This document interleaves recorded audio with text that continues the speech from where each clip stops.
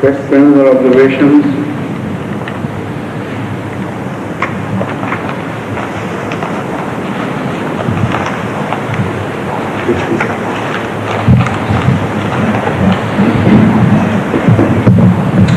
We've been asked to pray regularly to be saved from the punishment of hell. At the same time, we are praying to be saved from the punishment in the grave.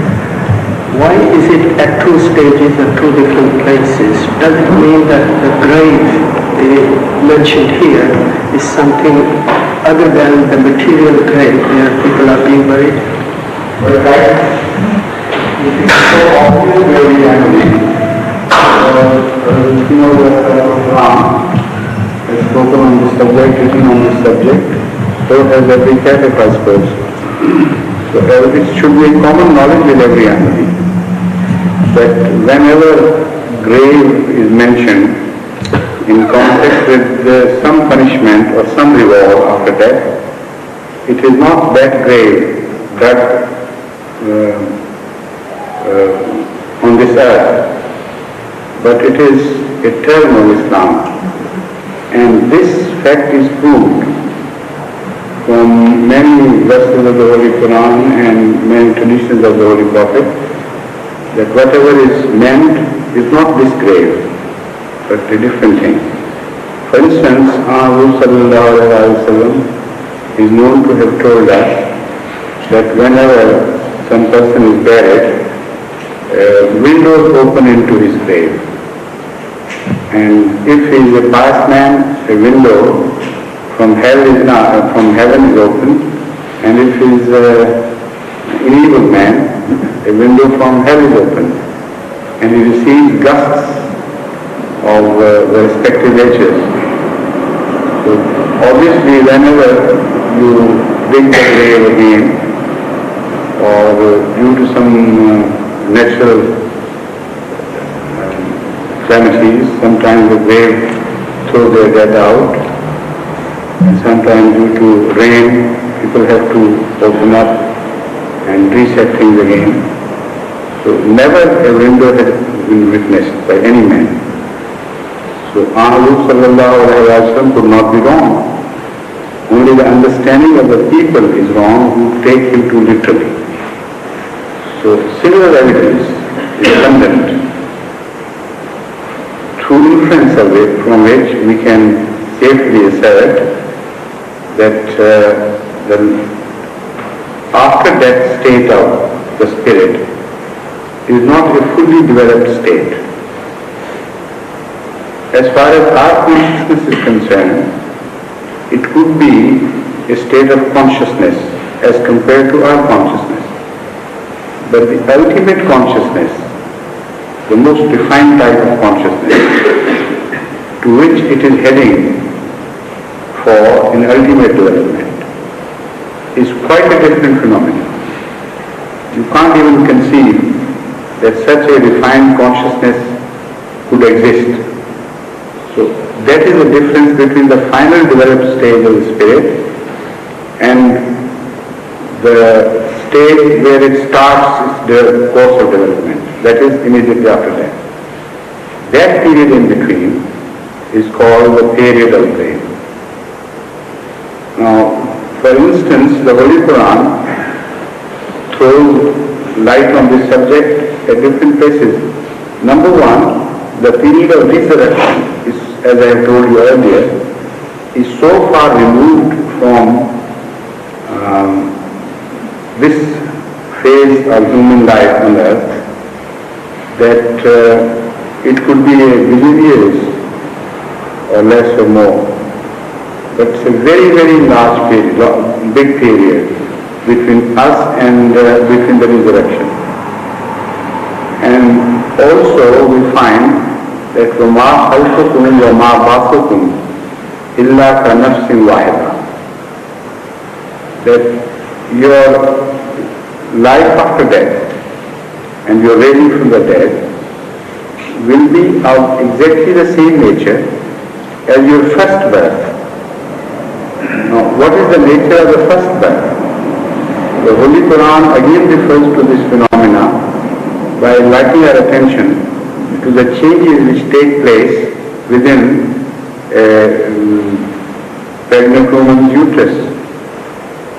And the embryonic stage of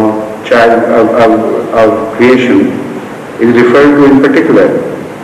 And it's pointed out that see how we give different shapes to the embryo until it fully develops and becomes a child. So if you see the similarity, you begin to see the similarity between the first phase of life, creation, and the second phase of creation, you will immediately grasp the whole idea that the beginning of the fetus has in fact so far removed in quality and in shape and in essence of life as one cannot believe that this could develop into a full developed child. So that child which is born and that fetus which takes its first seed, first embryonic stage, they are so far removed that as if they don't belong to the same thing. And similarly, if there is a similarity between the first creation and the second creation, the same ratio of difference should exist between the shape of our soul immediately after death and the shape of our soul at the time of resurrection. The ratio should be constant in both cases. Otherwise there could be no similarity. Ma khalqukum wa ma ba'thukum illa ka nafsin wahida. Allah tells us that your first creation and your second creation are to be studied like the phenomena of a single birth on earth. If you study that phenomena, nafsin wahida's creation, single person's birth, then you will understand both the phenomena. So as we know already what happens during this phenomena of individual creation, we should also visualize what may happen after death. And the first lesson one gets is that after death, the spirit would be so crude in its form as if it has no bearing and no relationship to the shape it will have developed into at the time of resurrection. So that period of development is called grave. And again, why it is called grave? Because again it has a similarity of the child within the woman's tomb or uterus.